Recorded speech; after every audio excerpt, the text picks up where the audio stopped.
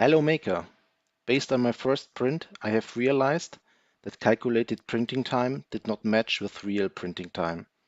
In this video, I will tell you how to solve the issue by setting up the off time parameter correctly in the photon slicer. This value might change in later firmware versions.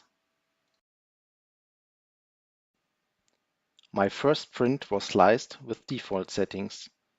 The off time parameter was set to 1 second per default. The calculated printing time with default parameter was 3 hours and 1 minute. The real printing time was 4 hours and 29 minutes, 1 hour and 28 minutes longer. I will show you now what is the reason for the wrong calculation and how to solve it. Let's count the seconds between the layer shifts. Hold on. Exposing starts. Exposing stops after 10 seconds, as set up in the slicer. The Z-axis starts moving up and down now for the layer shift.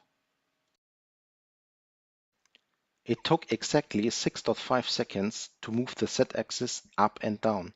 The value of 6.5 seconds should be used in the photon slicer for the off-time parameter.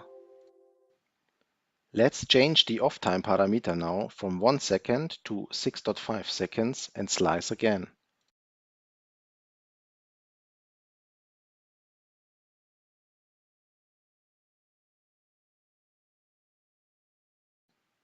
Yeah, we have been successful.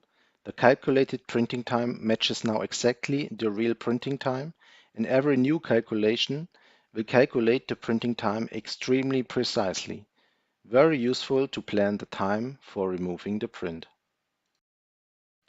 I hope this video was useful. Thanks for watching and stay tuned.